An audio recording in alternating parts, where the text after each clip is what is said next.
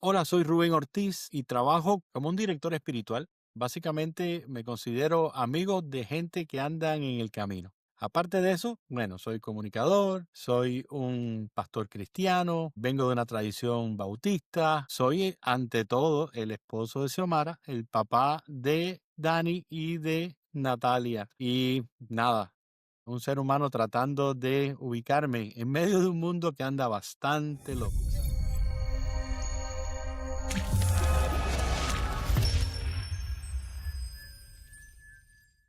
Saludos. Bueno, hoy tenemos una entrevista. Hay entrevistas que como que uno lo dice, bueno, pues déjame, es como como algo planificado y estratégico porque con esta persona, no, pero con esta persona con el invitado hoy es como una conversación que ansío tener, que ansío conversar con él porque siempre vamos a sacar algo positivo y hoy tengo la oportunidad de conversar con mi amigo Rubén Ortiz. ¿Cómo estás, Rubén? ¿Qué tal, Cristóbal? Como siempre, nos cambiaron los muñequitos y nos los siguen cambiando. Wow, y una cosa increíble. Como te digo, vamos a empezar con una nota positiva y es que yo siempre agradezco como en el 2019 en Podcast Movement en Florida, hubo una reunión de podcasters hispanos y allí te conocí. Y agradezco tanto eso porque, como te digo, esa es una de las grandes bendiciones del podcasting que me ha permitido conocer tanta gente y gente buena, gente que aprecio, que valoro, que quiero, que admiro. Yo digo, ya con eso, olvídate de cuántas descargas. Ya con esto yo he ganado con el mundo del podcasting y pues quiero agradecerte esto aquí públicamente. Hemos tenido múltiples conversaciones ya.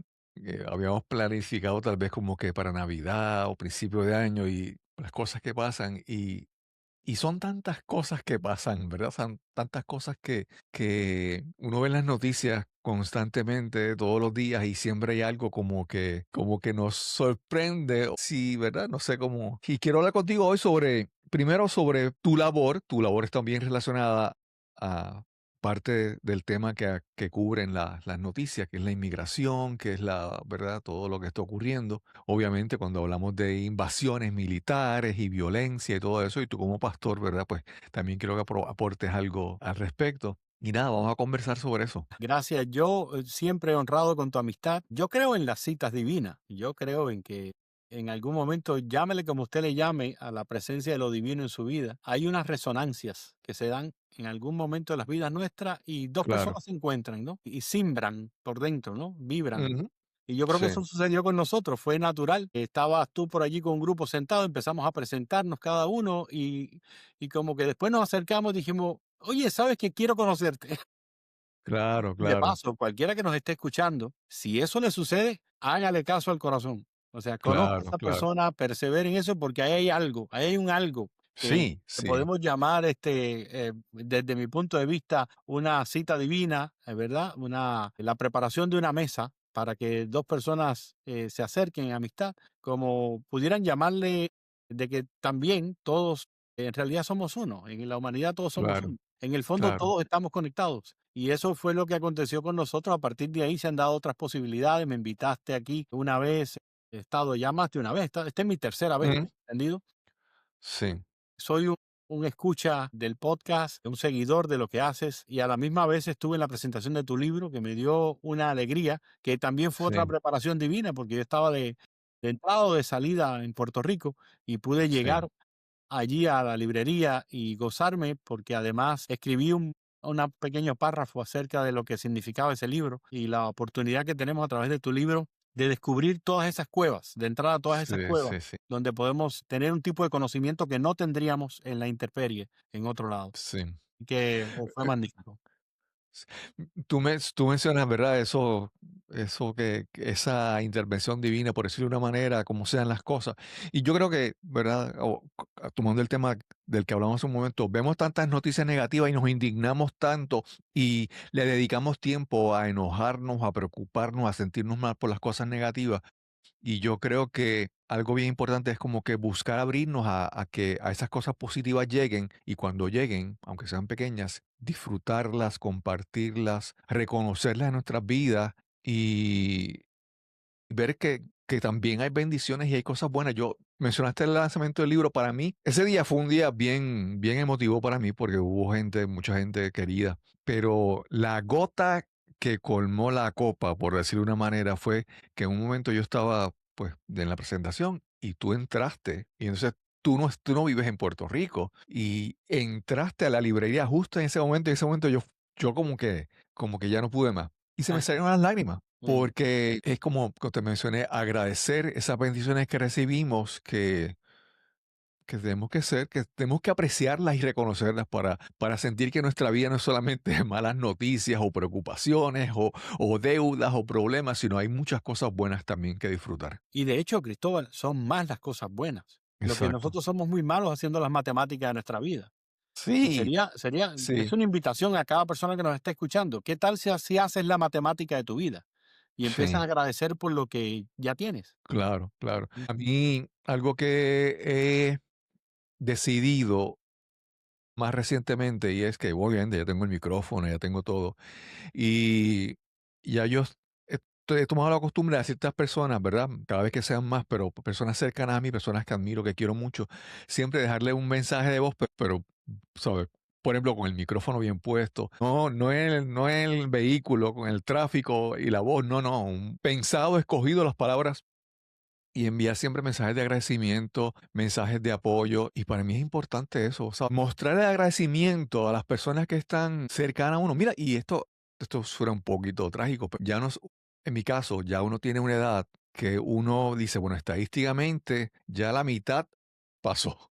La mitad de mi vida pasó, ¿verdad? Entonces ya ahora lo que siempre hemos temido, la muerte está por ahí más cerca. Así que vamos a aprovechar ese momento, esos tiempos mejor Así con es, las personas que están cerca y decirle lo que nosotros. así es. Esto suena un poco, tal vez, no sé, sencillo, ridículo. Mi perrita, nuestra perrita pues ya tiene 11 años y sabemos que los perritos duran 14, 15 años. Yo sé que le quedan 2, 3 años de vida. Y para mí ese proceso de practicar con la perrita, ¿verdad? Darle cariño, sabiendo que el tiempo es limitado. Y Ajá. eso, ¿verdad? Pues para mí es importante agradecer a todas esas personas que siempre traen cosas buenas a nuestras vidas. Encontré hace 2 semanas, 3 semanas atrás, unos mensajes de voz que mi papá me había dejado. Wow. Yo no suelo borrar los mensajes de voz personales y los encontré en mi teléfono. Wow. Papi falleció hace 3 años atrás y me encontré los mensajes de voz que él me había dejado en algunos momentos en que yo estaba incluso fuera del país y él no sabía bien cómo conectarse con WhatsApp, pues me dejaba en el teléfono mensajes de voz y casi todos comenzaba diciendo campeón o comenzaba diciéndome Sí, sí, sí, hijo querido o amado hijo. Empezaba esos mensajes así y siempre decía, claro. cuando tengas una oportunidad, llama a este padre tuyo que te ama tanto. Que reafirmaba tantas veces en Sí, su mensaje de muchas maneras diferentes lo que él me quería. Pues entonces me creé un archivo que se llama mensajes de papá. Lo saqué del teléfono y entonces wow. ya lo tengo en otras plataformas para no perderlo. Y tengo ahí mensajes de papá. Y entonces ahí tengo mi pequeño peluche. Tú sabes que a los niños siempre le damos un Sí, peluche o a la persona amada, como para recordar un poco el tema de la piel y, ¿verdad? Estar cercano. Los peluches siempre muestran afecto. Y uno tiene que sí, escoger en la vida si uno va a andar recopilando peluches o pellizcos. Los dos se escriben con P, pero son muy diferentes. sí, Uno sí, sí. recibe muchos pellizcos y los pellizcos no son agradables. A veces los pellizcos no son Ujú. nada buenos, pero los peluches sí lo son. Y le puse mensajes de papá y ese es ahora mi nuevo cofre de audios de mi papá para mis peluches. Los Wow. momentos en que yo quiero volver a escuchar a papi diciendo que me amaba tanto y que siempre estaba admirado de lo que yo hacía o que estaba orgulloso de quien yo era. Y eso me basta Sí, para esos días un poquito grises, ¿no? Para volver a escuchar sí, a papá. Así que yo recomiendo también eso. sí. Bueno, Rubén, vamos a entrar ya en el meollo del asunto. Las personas que no conocen de Rubén, pues les voy a incluir en las notas del episodio, los episodios anteriores, para que conozcan un poco más el trabajo de Rubén y, ¿verdad? Puedan conocer de lo que hace, lo que es la base para el tema de hoy de nuestra conversación. Rubén, tú trabajas con el Cooperative Baptist Fellowship y Ujú. eres coordinador de campo para Latinoamérica o para el sector latino, la comunidad latina. Y nos habías hablado anteriormente sobre tu trabajo y las cosas con las que trabajas y que, no digo trabajar, es que las cosas que enfrentas muchas veces en tu trabajo en el campo. Me gustaría que como el punto de partida, ¿qué tanto se ha complicado para ti o cómo ha cambiado para ti tu trabajo con los años, con el año reciente, con los meses recientes? ¿Cómo ha sido para ti eso? Bueno, yo he vivido varias etapas del tema migratorio.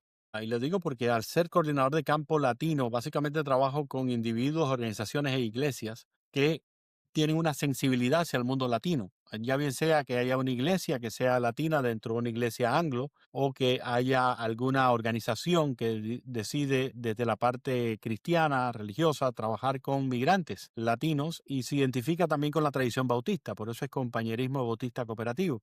Y son muchas. Por ejemplo, durante un tiempo mi trabajo al principio fue muy fuerte cuando las oleadas migratorias, las llamadas aquellas caravanas que Ujú. venían desde Centroamérica, iban recorriendo, entraban al país y había unas cuantas iglesias que en la frontera eran sensibles al tema y decían, queremos trabajar, queremos atender gente que está en nuestras calles, en los parques, durmiendo y todo. Queremos llevarle comida, primero acercamiento de la comida, típico, cositas para los niños, mantas para que se cubran y después ya era como que necesitan un resguardo, hay que abrir un refugio y prestaban sus instalaciones para eso. Y así nació una red bastante grande y llegó a tener en algún momento más de 30 diferentes refugios en lugares de la frontera, identificados, Ujú. gente que se dedicaba, pastores con sus iglesias, pastores y pastoras con sus iglesias, a atender a personas que andaban en situación de movilidad humana. Por cierto, fue cambiando nuestro lenguaje también. En un tiempo era inmigración, después era Sí, emigración, después era migración, después empezamos a pensar de que el tema es mucho más grande, es la movilidad claro. humana. Es el tema que nos va llevando.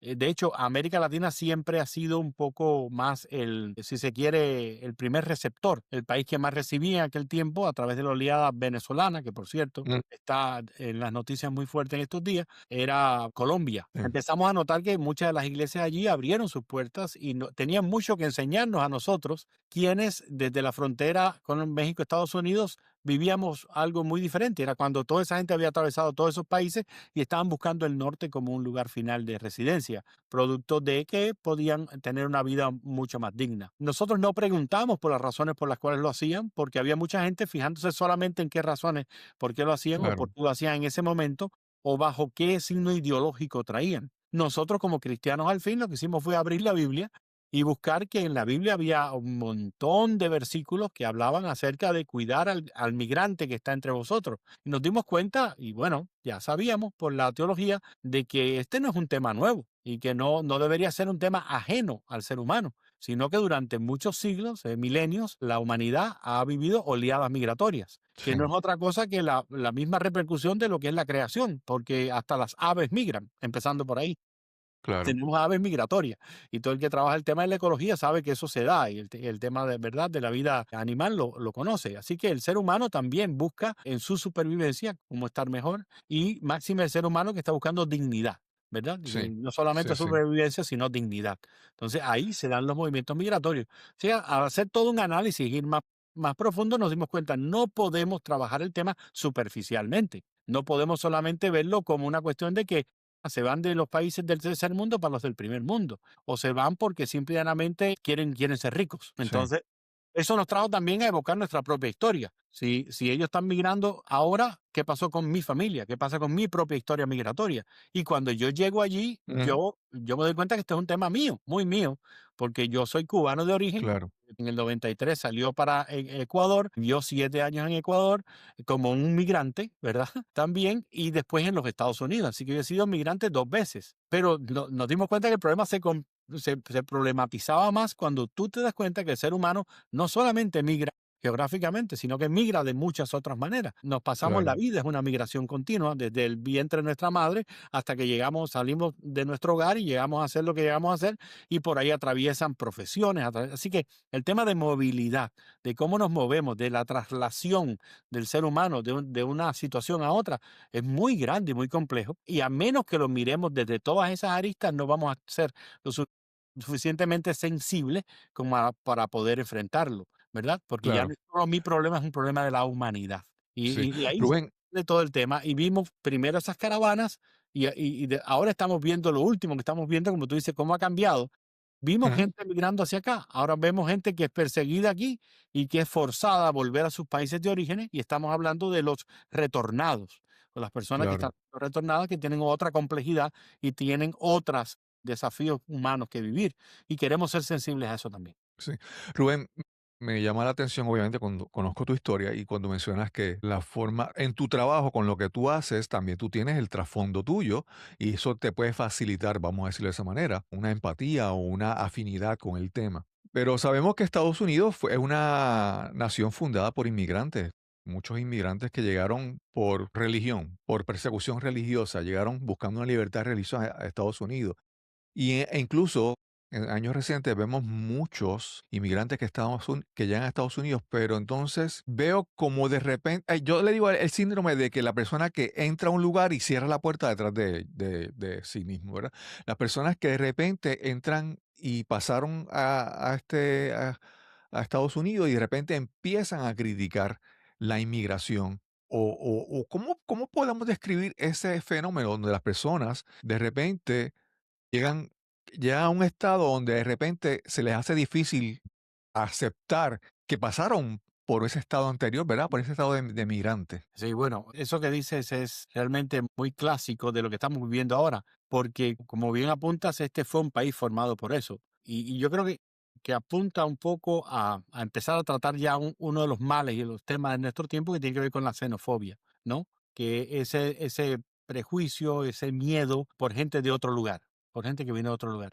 Por eso digo que a menos que uno seguida que vea el fenómeno o la persona o la situación que esté pasando, no haga una introspección personal, no haga un viaje interior y se pregunte uno, ¿verdad? ¿Cuán de humano hay en lo que esa persona está haciendo y qué pasaría si yo fuera esa persona? No vamos a poder entenderlo. Porque cuando yo Claro. miro, yo, por ejemplo, Rubén Ortiz, el que está aquí conversando contigo, aunque ya sea un personaje de este primer mundo, con su ciudadanía americana hoy en día, y con su pasaporte azul, ¿verdad? Que puede viajar a muchos lugares. Yo creo que un poquito menos en estos días, pero que puede viajar a muchos lugares. No es justo que yo evalúe a otra persona fuera de mi propia historia y vea mi propio recorrido y empiece a pensar en cuán hostil estoy siendo, cuánto estoy discriminando a una persona que simplemente yo mismo, pero en esta época. Yo pasé Claro. eso. Yo fui detenido varias veces por tener otro tipo de pasaporte azul, un azul más clarito, el pasaporte cubano. Yo fui detenido en cuanto aeropuerto de América Latina había.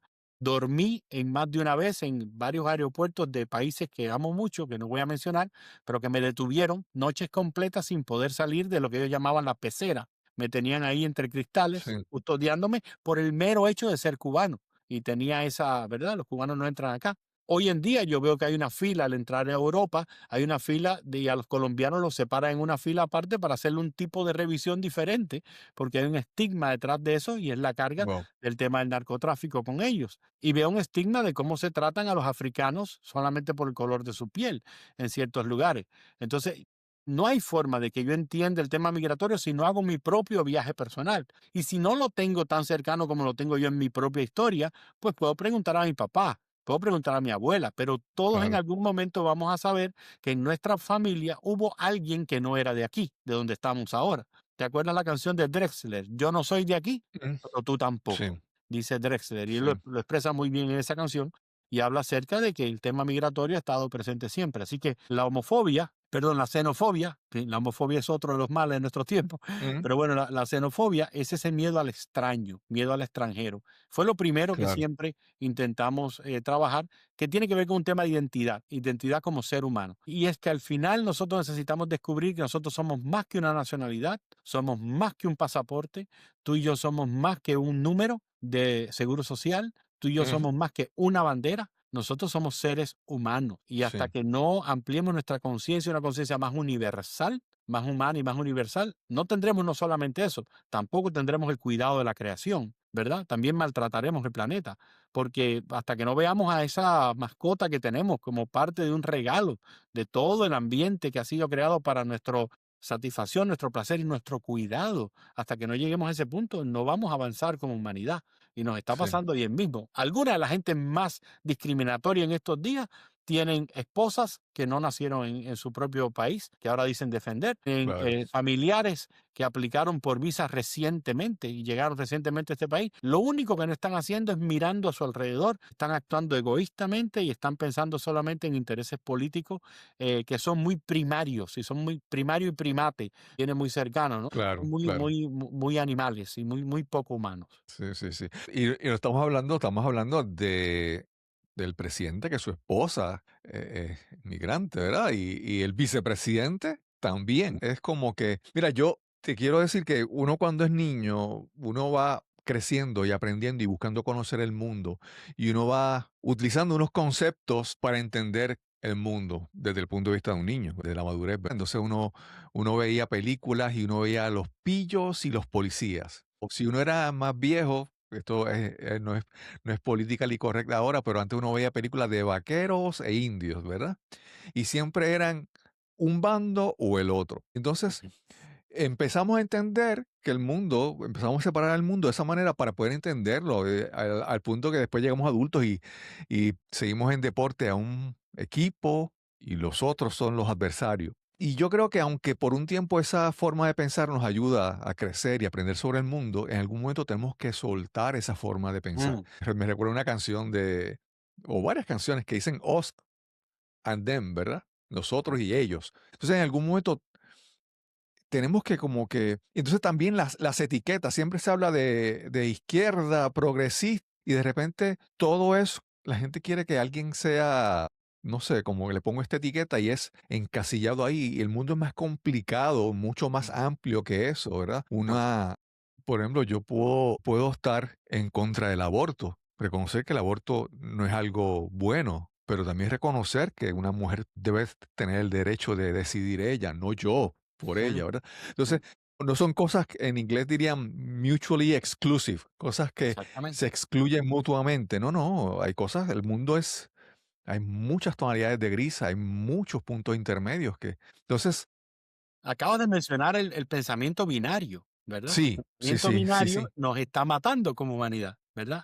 Ver al exacto, mundo exacto, como extremos opuestos, claro, claro. either or, ¿me entiendes? O sea, y no hay Ujú. matices. Y Sí, eso nos sí, está haciendo mucho daño. Familias completas que están divididas por ese tipo de pensamiento, porque estamos viendo las cosas como pares antagónicos. O sea, claro, no, sin comunicación, sin negociación, sin exploración de soluciones que pueden ser complejas, pero que son sanas y que pueden ser sí, más humanas. Así que yo creo que detrás de todo el pensamiento que decíamos xenófobo, hay mucho del pensamiento binario, ciertamente. claro. Y Y orgullo, entonces, mucho orgullo. sí, Mm, y entonces ahí lo más preocupante es cuando de algunos grupos o de algunas personas que esperamos un comportamiento, personas que son cristianos, que son practicantes, y sin embargo, en su forma de hablar y su forma de actuar, ujú, como que se alejan, ¿verdad? De las enseñanzas cristianas. Es como que es la parte que a veces como que confunde a uno, por decirlo de una manera, ¿verdad? Sorprende que haya, por ejemplo, tantas personas cristianas defendiendo a los actos violentos de un líder político o las opiniones violentas de un político o las mentiras o las cosas que dicen. Entonces, yo digo, tenemos como una fraccionado, ¿verdad? Dividido toda nuestra vida en fragmentos. Este fragmento es la parte religiosa en la iglesia, pero en la vida profesional o en la vida pública es como que otros valores, otra forma de operar, que de repente en mi iglesia no me comporto así, pero acá en el mundo, por decirlo, en el mundo de los negocios, en mi profesión, esto está permitido, esto es como que otras reglas, no sé cómo decirlo. sí, a mí me toca mucho ese punto que dices, porque específicamente apunta directamente a las audiencias con las que yo trabajo, porque Ujú, se supone que trabajo para el mundo cristiano, eclesiástico, y se supone que nosotros deberíamos de ser abanderados de los más grandes valores humanos y de la dignidad humana, y sin embargo, estás apuntando directamente hacia un tipo de audiencia dentro del mismo cristianismo que por el mero hecho de ser cristianos y de haber nacido en un país del primer mundo, se alzan como superiores, ¿verdad? Y reclaman para ellos no solamente su creencia, sino el obligar a toda la nación a creer como ellos. claro, Hablando claro. específicamente del cristianismo nacionalista blanco, que es el que a mí me afecta. Mm, sí, ¿Verdad? En este tiempo, que es para mí uno de los grandes desafíos, porque aproximadamente un tercio de los cristianos en los Estados Unidos piensan así. O sea, wow, penosamente, más del sí, 35 hasta el 45% dicen algunos, o sea que es mucho más wow, grande el caso, y uno pregunta a un cristiano, sobre todo protestante o blanco en los Estados Unidos, y le pregunta si Estados Unidos es una nación cristiana, y te va a decir definitivamente que sí, y que si Estados Unidos debería de pelear e imponer el cristianismo dentro de Estados Unidos, y la gran mayoría, el otro día veía las estadísticas, un 28% decía que sí, que el mismo claro. gobierno debería convertirse en una herramienta para que la gente obligatoriamente fuera cristiana. Sí, Eh, sí, sí, Eso me parece terrible, porque no tiene que ver con, ni siquiera con el espíritu de las primeras personas que llegaron de Europa a este país. Digo, las primeras que llegaron de Europa, porque, como es natural, ya este lugar estaba poblado por, ¿verdad? Los primeros pobladores, etnias originales en los Estados Unidos. Que cuando sí, sí, buscamos mucho más atrás tampoco es que fueran total, absolutamente originales, pero allá no tenemos récord, por lo menos de claro, claro, moderna lo que sabemos. Y los que llegaron acá desde Europa vinieron buscando específicamente, en parte, el poder hacer una nueva vida y no ser molestados por el tipo de creencia que traían. Qué interesante que ahora mismo esa multitud dominante se ha convertido en la primera impulsadora de la represión a cualquier persona que no piense como ellos en cuanto a religión. Y eso es grave. Yo lo claro. veo mucho tiempo. Es más, también tengo que decir que parte de mi desafío es que a muchos latinoamericanos recién llegados, no con mucho tiempo en los Estados Unidos, piensen ya igual y crean Sí, que ese es el estándar del cristianismo, el básicamente obligar a otros a creer como ellos, lo cual no tiene nada que ver con el evangelio del movimiento de Jesús que dicen creer. sí, sí, sí. Sí, sí, pensamos, hay mucha gente que piensa que libertad de religión es para yo practicar mi religión, ¿verdad? O Correcto. la libertad de expresión es para yo tener la libertad de yo expresar lo que yo digo. Pero cuando es la expresión ajena, la religión del prójimo, la religión de otra persona, o la expresión de una persona, entonces ahí como que, no, no, ahí, ¿verdad? Es reconocer eso. Mira, hace un tiempito vi un canal de YouTube, creo que se llama, no sé si un canal de YouTube o una organización que se llama Jubilee. Entonces ellos organizan como una serie de debates. Es como que bien, se presta para ser como que bien de confrontación, porque es como que escogen una persona con una opinión a debatir a un círculo de 10 personas, 10 otras personas, ¿verdad? Y en este debate que vi, estaban hablando un periodista, ahora mismo no recuerdo su nombre, pero él estaba hablando con una persona y la persona, lo que estaba el tema era que si Trump era autoritario, ¿verdad? O si Trump era un dictador. Entonces, una persona de lo que estaba en el público, de lo que estaba participando, él dijo que él no estaría bien, a él no le molestaría que fuera un dictador, que fuera un líder autoritario o totalitario, ¿verdad? Porque él piensa que lo que Estados Unidos necesitaba en ese momento era un líder así, ¿verdad? Totalitario, autoritario, pero que sería benévolo y que a él no lo afectaría porque sería benévolo con él. Entonces yo digo, wow. Entonces yo digo, esa expresión para mí fue como una gran imagen que explica lo que está pasando en Estados Unidos.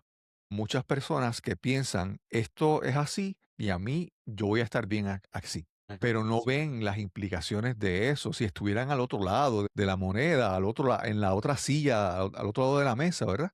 Exponiéndose a eso. Mira, Rubén, con este momento que estamos escribiendo, que estamos grabando este episodio, pues hace algunos días fue la invasión pues bueno, vamos, la intervención, por decirlo de una manera correcta, en Venezuela para extraer a Maduro. Y justo ayer hubo el caso de un incidente de un agente de ICE que mató a una mujer en un vehículo.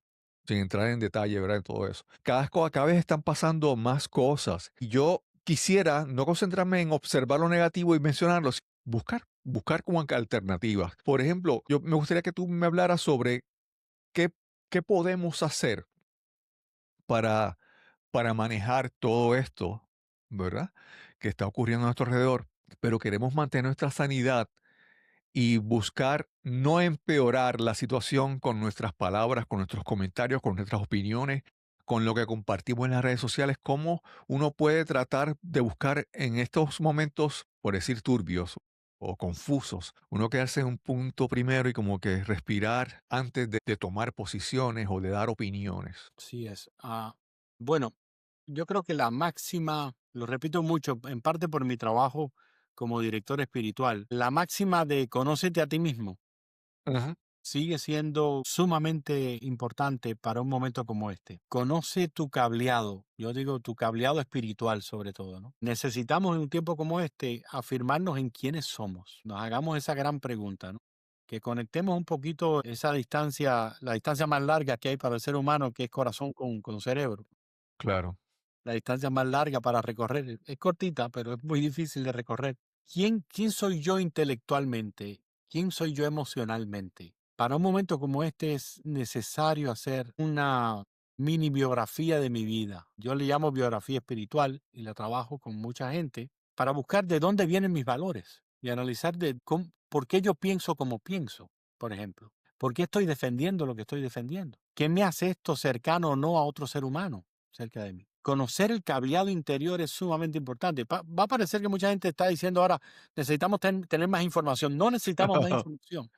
No Claro. necesitamos más información de afuera. No, de verdad que no. Esa la podemos tener con un clic, con 2 clics, es verdad. Y de la falsa, de la buena, de la regular, y hacer que es un ejercicio diario para mí, ¿verdad? Ujú. Levantarme y mirar cuáles periódicos de qué lado dijeron qué cosas sobre un mismo tema y al final decir, bueno, yo creo que según mi cableado espiritual esta sería una verdad que yo defendería en este momento. Eso toma tiempo. Yo no puedo esperar Claro. aquí a que sea el youtuber, con todo mi respeto para Cristóbal, que me diga Ujú. qué yo tengo que pensar. Yo Claro. necesito revisar cómo yo estoy cableado para saber cómo estoy reaccionando ante cosas que están sucediendo afuera. Por eso yo animo a hacer primero el viaje interior, hasta que Sí. no hagamos el viaje interior, y eso es lo que muchos políticos no hacen. Ellos terminan, se aprenden un discurso que repiten 1000 veces y van cambiando según las circunstancias, ¿verdad? Y ese es su mantra, pero no lo han analizado y muchas veces Claro. está vacío y es falso y es internamente es mentira lo que están apoyando.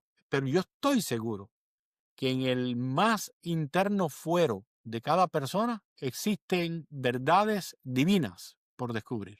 Y esto que estoy Claro. diciendo es muy atrevido teológicamente, me podría traer problemas con algunos de los profesores de teología de hoy en día, los cuales creen que es solamente con una revisión literal de un texto sagrado, que yo Ujú. tengo que aprenderme de memoria y repetirlo como un cliché. No, yo estoy diciendo que ese texto sagrado es importante, es clave, es necesario, según el recorrido espiritual de cada cual, pero que hay unas verdades intrínsecas en el fuero interno de cada persona que van a hablar de bondad, que van a hablar de bien y que me van a Sí. decir a mí caminos para optar que no son los caminos que me está ofreciendo las circunstancias actuales que estoy mirando o cómo me quieren manipular los medios. Eso es cierto. Sí, los medios Ujú. manipulan. Es cierto. Los medios tienen ideología. Sí, ahí está un mapa de eso. Tú lo has visto el mapa, ¿verdad? Que Sí, te sí, sí, dice sí. qué medio está más arriba, más abajo y eso cambia y más o Exacto. menos ahora el New York Times se ubicó aquí, ahora está aquí abajo y se movió un poquito, la BBC estaba acá, ya no es tan creíble porque esto, porque se peleó con el Sí. otro, ¿verdad? Eso va a cambiar todos los días. Yo no estoy hablando de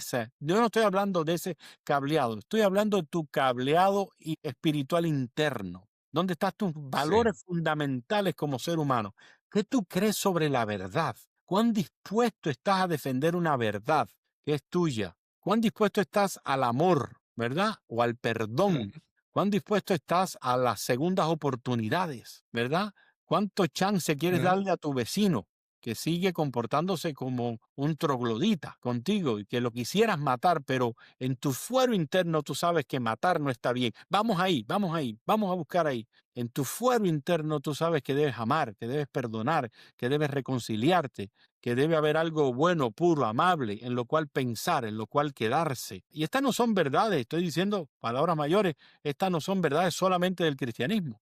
Cuando uno revisa Ujú. todas las grandes religiones, uno las va a encontrar ahí. Están en el Claro. Islam también, que tú dices combatir porque es antidioso, lo que tú quieras. Revisa el mundo sufí, revisa el mundo del Islam, revisa a los poetas sufíes, Ujú. ¿verdad? A Rumi, por ejemplo. Vete a Sí. leer literatura del mundo islámico, pero poética. y busca a Ujú. los místicos, por ejemplo, los místicos sufíes, y tú vas a ver grandes valores que nos sirven en un momento como este. No te sirven para ganar adeptos a tu secta o a tu grupo religioso, pero te sirven para la convivencia en un mundo tan diverso como el que estamos, ¿verdad? Nuestras Claro. ciudades, antes hablamos de Nueva York como la capital del mundo, todas nuestras ciudades ya se parecen a Nueva York. Uno va a Ujú. Houston, y uno ve la ciudad más diversa de los Estados Unidos, es Houston ahora, no es Nueva York, es Houston. Sí. Y uno ve cómo la convivencia debe de ser prioridad, y no importando la creencia de la persona. Y si la persona va a las raíces, a las bases de su fuero interno, e incluso lo lleva a las raíces y la base de su religión, va a encontrar valores de convivencia. Y Cristóbal, tú sabes que una de las cosas que nos ha unido a nosotros, a ti y a mí, durante este tiempo ha sido de que yo no le vendo religión a nadie, Sí. ¿verdad? Yo no ando buscando proselitistas, no he tratado de convertirte a mi propia denominación, ni mucho menos. Ujú. Pero estoy seguro que tú y yo podemos ser los mejores amigos, no importando si el día de mañana incluso tú te decides convertir en un musulmán o una persona que esté tan alejada de mi pensar como Claro, cristiano claro. evangélico, que soy y que sigo siendo. No he dejado de Sí, ser cristiano evangélico, pero antes de ser cristiano evangélico, yo nací del vientre de una mujer. Yo soy un ser humano. Primero, sí, yo soy un ser humano antes que ser un cristiano evangélico. Y eso la gente tiene que entenderlo. Ahí hay unas raíces de convivencia que necesitamos ahora. Si un día claro. hablamos de religión, de evangelismo y de todo lo demás, también sé un poquito de eso. Creo que es bastantico de eso también. Sí, Hablando, este no es el foro. Estamos hablando como dos seres humanos tratando de buscarle la vuelta a la convivencia y a la paz en un mundo que se ha vuelto loco, que se está militarizando como en los años 70, que está ujú, volviendo a los grupos de choque, o verdad, o a los grupos paramilitares, como ahora mismo dentro de los Estados Unidos tenemos el ejército más grande del mundo dentro del país que tiene el ejército, que tenía el ejército más grande del mundo, que era el wow. ejército de los Sí, Estados sí. Unidos. Ahora el ejército que más presupuesto tiene se llama ICE y no pertenece al mandato del Congreso de los Estados Unidos, sino básicamente al, a, al- a la decisión, ¿verdad?, de una persona o de dos o tres personas para básicamente Sí, reprimir y apoyar unas políticas que son temporeras, además, dentro de un claro, claro. Claro. Mencionaste algo que me llamó la atención que mencionaste es lo de la distancia más larga, más lejos entre la mente y el corazón. Y yo creo que vivimos en un mundo de redes sociales donde opiniones instantáneas. Antes si tú querías expresar tu opinión pública hace muchos años, tú escribías, tal vez en todo caso escribías unas cartas al periódico a ver si te la publicaban y alguien te leía o buscar someter un artículo, una columna, a ver si te la publicaban. Ahora no, ahora cualquier persona en cualquier momento pop y escribe y sale al mundo. Y yo a veces pienso que esa distancia que mencionas, que es tan larga entre el corazón y la mente, tenemos que darle tiempo a que las cosas, a que la comunicación fluya. Entonces, en este mundo donde estamos acostumbrados a que el que reacciona primero, el que comparte la noticia primero, el que opina primero, se vuelve viral, y hay veces que hay que decir que no, tengo que callar, porque todavía estoy como que en ese proceso de entender lo que pasó, qué opino sobre lo que pasó y entender que el silencio es poderoso y el silencio es necesario. No siempre tengo que expresar mi opinión, no siempre tengo que hablar y ser el primero, ¿verdad? Hay veces que en un mundo donde todo el mundo quiere hablar, yo creo que la gran ventaja son los que pueden decidir cuándo callar Oh, wow. Sí. y vivir con la tranquilidad de que no he hablado sobre eso. Sí, a mí me gusta trabajar con las palabras también, un poquito por la parte del periodista que se me sale, que estudié Ujú. comunicaciones. Y yo he estado usando muchos días, me he encontrado usando muchos días, muchas veces en estos días, la palabra mesura, la Sí. palabra mesura. Por ejemplo, en hacer, se me ha solicitado escribir algunos ah, llamados o statements, como se dice en inglés, ¿no? Con el Sí. tema de Venezuela que mencionaba, con el tema de lo que acaba de ocurrir en Minnesota y que está ocurriendo, ha estado ocurriendo, de la persecución del migrante o de los defensores, en este caso de los Ujú. migrantes. Eh, Mesura ha salido varias veces, ha dicho, no, no es tiempo ahora de declarar algo, mejor guardemos, y ha mencionado la palabra silencio, ¿no? Una palabra que está muy Sí. cercana a mí, que básicamente la he estado trabajando durante años, la práctica del silencio. Y recomiendo, por favor, todo el que nos esté escuchando, hay unos muy buenos libros y podemos ponerlo por ahí en algún lugar, los puedes poner, te puedo dar una Ujú. bibliografía de libros sobre el silencio, ¿verdad? Sí. Por ejemplo, el mismo Pablo de Ors, que estuvo hace poco en Puerto Rico. Pablo de Ors escribió un libro tremendo sobre el silencio. Ha escrito varios libros, pero uno de ellos sobre el silencio, lo recomiendo.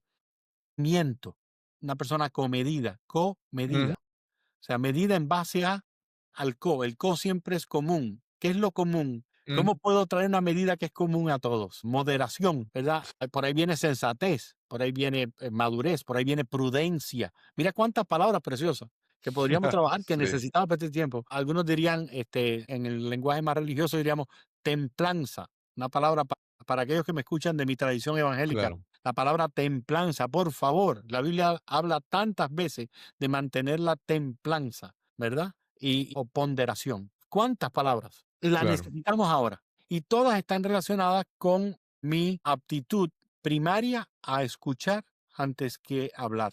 Todas están relacionadas a mi actitud primaria, madurar internamente el pensamiento que voy a expresar antes de poder expresarlo. Todas están vinculadas a no hacerle caso a mis reacciones primarias, ¿verdad? Por ejemplo, Ujú. y eso es para todos. Algunas de las noticias más penosas que yo veo en el tráfico tienen todas que ver con la falta de moderación, la falta de Sí, templanza, el no respirar, el no darse un segundo aire, ¿verdad? Porque el auto llega a convertirse, como toda cosa en la vida, de ser una herramienta muy buena a ser un arma. Uno no puede lanzarle sí, el auto a alguien encima.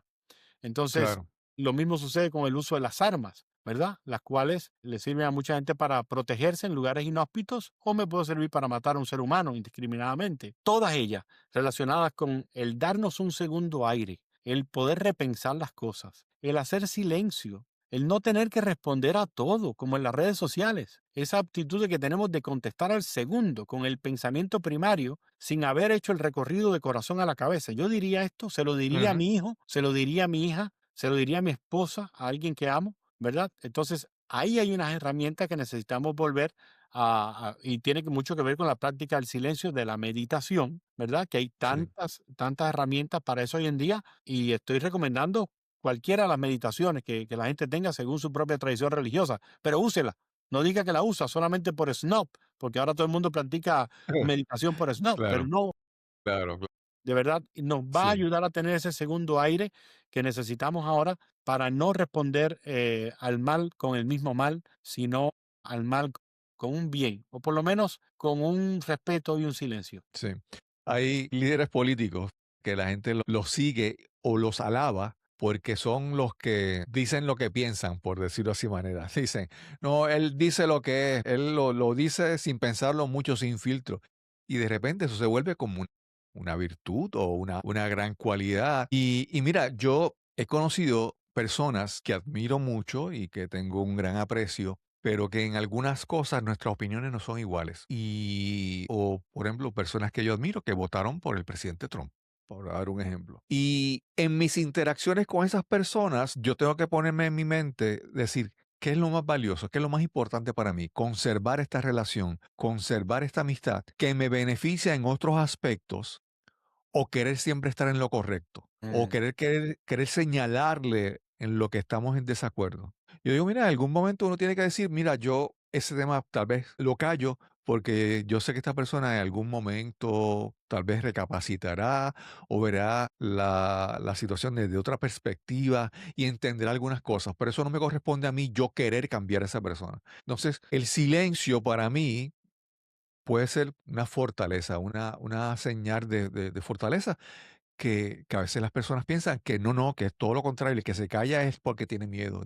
A veces el silencio requiere autocontrol, por decirlo de una manera, por conocerse bien uno y ujú, disciplina y a la misma vez como una fortaleza, ¿verdad? Hace un momento estaba escribiendo, diciendo algunas cosas y yo escribí aquí tiempo para el amor, que hay veces que si de repente lo que siento es una rabia o una indignación, tengo como que darle tiempo a que el amor se manifieste de alguna manera, ¿verdad? ujú. Y que entonces la indignación y el enojo se vaya y no tratar de hablar desde el enojo, de la indignación, de, ¿verdad? Porque Mira, tenemos que buscar cultivar las relaciones porque no podemos seguir. Hay tantas razones que nos dividen que no podemos seguir buscando poner más para dividirnos en Mm. este tiempo tan difícil. Yo creo que tiene que ver también con que hemos querido tragarnos el mundo.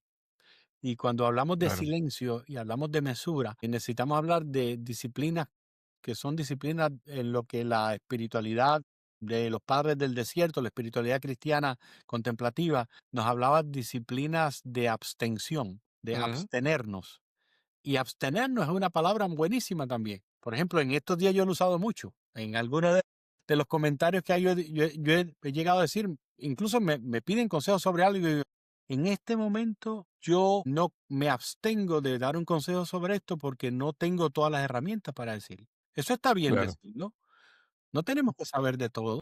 Es verdad que tengo mucha información a mi alrededor, no tengo ni siquiera que copiarle la información a nadie. Necesito tener una verdad interior que me comunique que tal vez es el momento para decir algo. Pero está bien con decir me abstengo, ¿verdad? Me Claro. abstengo de participar en este proceso ahora mismo. Por ejemplo, en algunas organizaciones en las que he estado participando últimamente, todo el mundo quiere jump in, ¿me entiendes? O sea, ahora Ah, hagamos esto, hagamos lo otro. Y yo me he retraído o le he pedido a alguien que ¿por qué, como tú no estás de acuerdo en este momento con lo que está pasando, por qué no te abstienes? Y abstenernos la hemos visto como algo negativo, sin embargo es algo muy positivo, porque no tenemos ningún problema hoy en día con hablar de dietas en las cuales nos abstenemos, por ejemplo, de ujú, comer azúcar o dulces o abusar de ciertas dietas, de cierta comida. Abstenernos es bueno, es saludable, provoca al final una buena salud interior también, no solamente en la comida, en la dieta, en la nutrición, pero también en las relaciones. Yo me sí, abstengo de ir a este lugar donde sé que esta persona va a estar y no estamos en un buen momento y vamos a chocar. No está claro. mal decir en estas fiestas de estos días, no está mal decir, ¿por qué no nos abstenemos hoy de salir cuando sabemos que en aquel lugar va a haber personas que nos pueden hacer Ujú, daño, ¿verdad? Y uno puede buscar alternativas saludables. Abstenerse no está mal. claro. Abstenerse, por ejemplo, lo hemos usado en el lenguaje solamente de la gente que está tratando de salir de un vicio. Por Ujú, ejemplo, del alcohol o algo de eso. Ahora lo necesitamos todos. Resulta que al final todos tenemos ciertos vicios como humanidad que necesitamos salvarnos. El vicio de ser yo el que tenga la verdad siempre. El ujú, vicio de querer ser yo el que tenga el micrófono. El de hablar más que nadie. Yo lo noto mucho en el mundo evangélico. Nosotros tenemos un amor, una microfonitis, aguditis. Tenemos ujú, por tener un micrófono y cuando agarramos, sobre todo los líderes, los pastores, pastoras, agarramos un micrófono, no lo queremos soltar. Yo estaba el otro día en un barrio, en un país del Caribe, cuyo nombre no quiero acordarme, que tú conoces muy bien. Y había alguien desde otro barrio, en otra casa, con un servicio religioso a todo dar, con todas las bocinas, pulsándole y metiéndole en la cabeza el mensaje de la Navidad que mucha gente conoce, ¿verdad? Y sobre todo en ese lugar casi todo el mundo conoce el mensaje de la Navidad, pero quería meterle su forma de ver la vida y estaba ahí invadiendo el espacio público con ujú, aquellas bocinas gigantescas metiendo su música y todo lo demás. Y yo decía, ¿qué diferencia hay con esta, con el vecino que me pone el reggaetón que no quiero escuchar con groserías? Decía, claro. bueno, protestamos por el que me pone groserías, ¿verdad? Que no quiero escuchar. También deberíamos de protestar por el que me quiere invadir con su religión. No importa que sea la mía misma, ¿verdad? ¿Por qué no nos abstenemos de querer siempre tener la razón o de querer siempre imponerle al otro? ¿Por qué no nos damos un tiempo para pensar y mesurar lo que estamos diciendo? Me parece que ahí hay otra herramienta. Silencio, mesura, abstención. Sí, sí. Hay hay un refrán que dice que eres dueño de lo que callas y esclavo de lo que dices, ¿verdad? Entonces hay que es entender el silencio, ¿verdad? Entender que es una ventaja. Mira, yo hace unos años vi una película, no sé si sea el mejor ejemplo. Era una película que se llama The Devil's Advocate, que era con Al Pacino. Y Buenísimo. en esa película Al Pacino era el diablo. No recuerdo el nombre, pero era el diablo. Y él hablaba a Keanu Reeves, que era el coprotagonista, y él decía que él, Al Pacino, el diablo, que él pues él no llamaba la atención. Él estaba acá callado, observando, mientras que Keanu Reeves, que era el abogado, que era llamativo y quería llegar a un sitio e imponer su presencia, ¿verdad? Y él era una lección que decía, no, pero de forma callada uno logra mucho, decía el diablo. Y entonces, aunque es ficción, diría un personaje que es el diablo, esa lección me pareció muy valiosa, que muchas veces uno tiene que como que no siempre hay que querer estar al frente, no siempre hay que tener la razón en las palabras, no siempre tenemos que ser el primero que hablo, ¿verdad? Que, como te dije, somos dueños de lo que callamos y esclavos de lo que decimos. Radiación. A otro autor decía que el silencio, el ruido y la prisa no son del diablo, son el diablo. Ya que lo pusiste en esos términos, no, Sí, sí, sí, sí, no sí, son sí, del diablo, son el diablo. Y sí, la prisa en estos días nos está llevando por lugares muy, pero muy mal. Por ejemplo, acabamos de ver cómo se toman unas decisiones sobre un país, de básicamente descabezar un país y no tener un segundo plan rápido para hacer ni haber. Ahora todos estamos con una interrogante de qué mismo pasa en Venezuela. Por fin, alguien decía, ya liberaron a Venezuela. ¿La liberaron? ¿Qué significa liberar, verdad? ujú. ¿La descabezaron? Claro, Sí, claro. pero tal vez no tanto, porque es una hidra. Han salido varias cabezas a la misma vez. Yo creo que era necesario que murieran 40 personas, de entre ellos, con todo dolor del mundo, 32 militares cubanos que estaban ahí. Sí, Por cierto, se sí. nos había dicho que no había militares cubanos ahí, pero ese es el tema para otro costal. Pero, o sea, cuánta la prisa y el tomar decisiones apresuradas, cuánto mal nos puede llevar, nos sigue llevando. Claro. A mí, yo sé, algo que me ayuda mucho es entender que las cosas no siempre son tan simples como parecen. Por mencionar el asunto de Venezuela, hay muchas partes que ven todo esto de manera diferente. Y todo el mundo tiene razón, todo el mundo tiene razón desde su punto de vista, desde su rol, desde la persona pobre que tal vez no tiene tantos recursos en Venezuela, los militares que estaban defendiendo a cada persona que está ahí ve la situación desde un punto de vista diferente. Y muchas veces entender un poco mejor lo que está pasando requiere un poco más de esfuerzo y tiempo. A veces, antes de comenzar la grabación, estábamos hablando de que yo veía gente que cuando ocurre la noticia de Venezuela reaccionan con alegría y como con júbilo. Y yo digo, yo no puedo reaccionar con júbilo y alegría cuando sé que murieron personas. O que sé que algunas personas esa madrugada despertaron con bombas, ¿verdad? No, Así es. es entender que muchas veces, aunque algo sea necesario o inevitable, no puedo sentirme alegre por algo cuando hay violencia, cuando hay muertes, cuando hay cosas negativas en eso. Entonces, Ujú. eso me obliga a, como te mencionaba, a lo que estamos hablando hace un momento, a hacer un poco más a buscar espacio para entonces callar y pensar mejor lo que está pasando, porque uno nunca realmente va a entender todo lo que pasó. Así es. Uno no tiene toda la información de Ve, lo que pasó ¿no? realmente ahí. De hecho, a eso se dedican los historiadores y todos dicen que no se hace buena historia sino con el paso de los años, Claro. para verlo con un diferente lente. Me recuerda una ilustración que Henry Nowen usa en uno de sus libros, en la cual es Ujú. una antigua leyenda hindú, en la que básicamente un sabio pone a unos jóvenes a describir un elefante, pero les pone una venda en los ojos y les dice que lo describan Sí. por lo que están palpando. Y entonces cuando regresan, viene para acá y uno dice, el elefante es como una serpiente al que le tocó la trompa. El elefante es Sí. una gran serpiente que termina en unos cuchillos afilados. Wow. Dice, otro por allá llegó y dijo, no, no, el elefante es una columna, el que agarró las patas, es una Sí. gran columna, es como una gran columna, sí, es un edificio, es tan grande y robusto como una columna. Entonces dice, no, no, no, no, el elefante en realidad es una ballena, el que le tocó tocar la barriga. Es una gran Ujú. ballena. Y todos ellos tocaron el elefante, pero no lo conocieron. Claro. Sí, sí.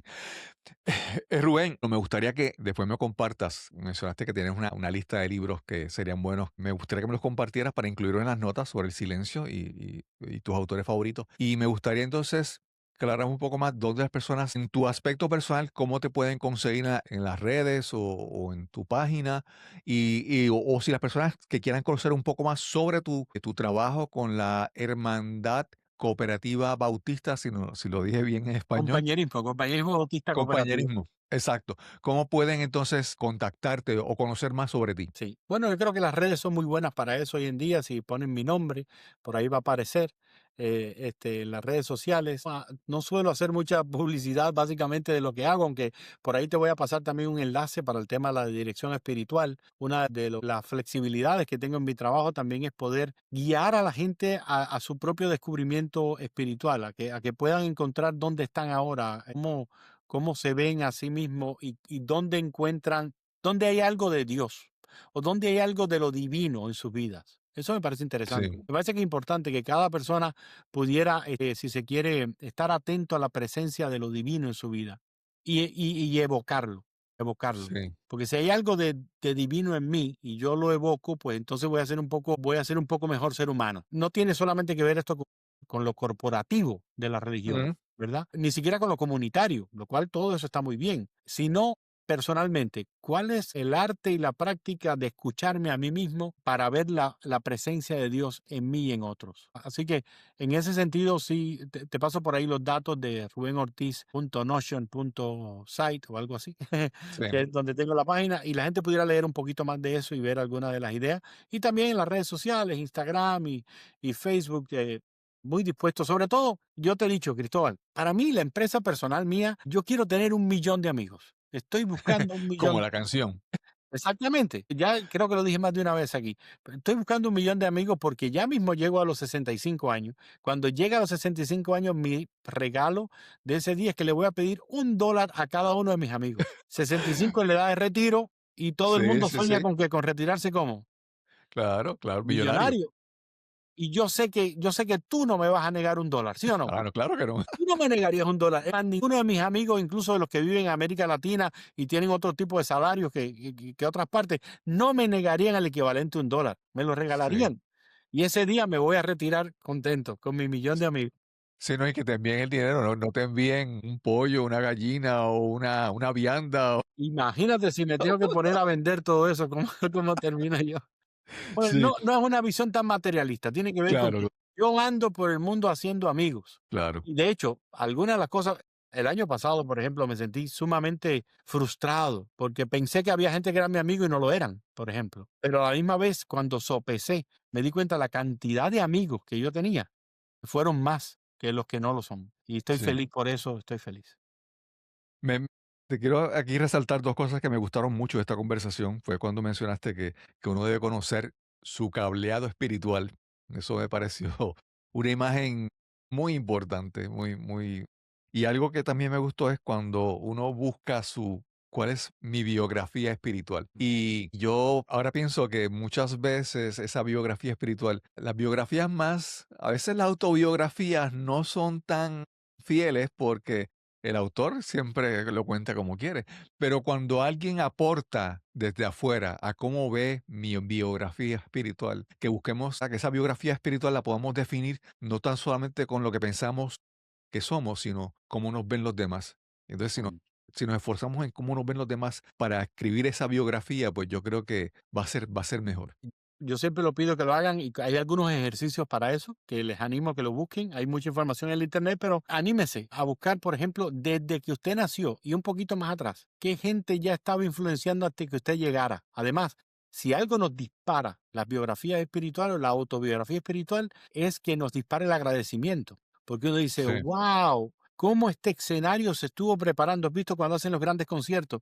¿Te Ajá. acuerdas esto de la residencia? ¿Cuánta gente puso su mano en el tema de la residencia para que aquel escenario espectacular con la Sí. montaña y la casita y todo fuera posible? ¿Cuánta gente ha puesto un granito de arena para que tú y yo estemos incluso aquí conversando sentados o que seamos los seres humanos que somos en nuestra familia alrededor? ¿Cuánta influencia, no solamente material, no me estoy refiriendo a esa, influencia espiritual que cada uno de Claro, nosotros tiene? Cuando uno analiza eso, ese día se convierte en un poquito más humano y necesitamos más seres humanos en este día que demócratas o republicanos o esto, lo otro. Todas esas etiquetas vamos a quitarlas un lado. claro. Rubén, gracias por esta nueva conversación. Siempre son conversaciones valoradas y necesitadas y ansiadas poder siempre conversar contigo. Gracias por esta oportunidad de conversar contigo hoy. Yo me lo disfruto mucho, Cristóbal, y como siempre, aquí estoy para cuando nos cambien los muñequitos, que nos cambian todos los días, y para cuando nos sentemos a ver los muñequitos juntos. Sabes que un día vamos a hablar de eso. Sí,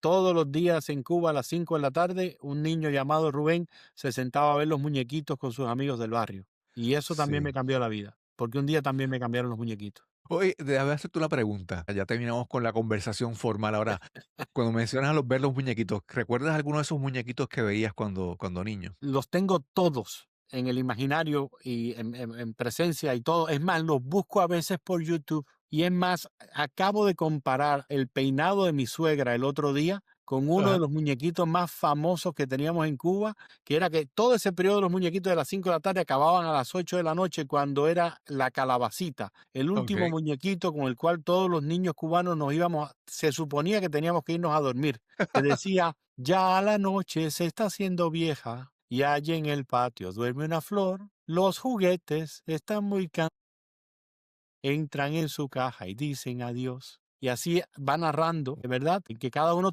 se había acabado el día, teníamos que ir a dormir. Con eso se cerraban los muñequitos. Y quien lo cantaba es un personaje que ha estado hasta el día de hoy, está en la televisión cubana que se llama La Calabacita. Mi suegra el otro día se Guau. peinó como la calabacita y yo le busqué el muñequito y le dije, mira, hoy tú eres mi calabacita, así que me voy a dormir. Te hice la pregunta porque yo recientemente, ahora con las redes, o sea, con los servicios de streaming y Amazon y Netflix, he tenido la oportunidad de revisitar muñequitos o series que yo veía cuando niño. Y he tratado de verlas desde mi perspectiva de adulto y ver qué me emocionaba de eso cuando yo era niño, de verdad. Y he visto algunas series que estaba viendo estos días, una serie que vi cuando niño, que era como una especie de marionetas. Era una serie que se llama Capitán Escarlata, otra que se llama Thunderbirds, que eran simplemente como títeres, ¿verdad? ¿Sí? Que hacían los personajes. Me ha sido muy interesante regresar y ver esas cosas y decir cómo yo veía eso y cómo lo disfrutaba y cómo de adulto ahora puedo reconectar un poco con eso. Me Cristóbal, te parece, acaba por de eso salir te hago la otro pregunta. programa. Te acaba de salir otro programa. ¿Qué tal si hacemos un programa como con 3 invitados más y le preguntamos en sus diferentes países cuáles muñequitos les vieron a ellos crecer? Súper. Y Vamos, comparamos, vamos, porque los míos todos eran del campo socialista, así que me imagino. los míos tienen su historia propia y están vinculados a la música, las grandes músicas, por ejemplo, los cantores de Viena. Tú sabes que por ahí venía el campo socialista un poco fuerte y después Ajá. llegaron los japoneses con los Voltus 5 y los Mazinger y todo lo demás, Ujú. pero primero fueron esos muñequitos Bolek y Lolek y demás, que si Guau. hay algún cubano que nos está escuchando se va a reír. Pero ¿qué tal? Por ahí tienes un programa en la mano. Claro, claro, bueno, Rubén, gracias por esta oportunidad de conversar contigo. Un abrazo. Gusto, un gusto. Se te quiere.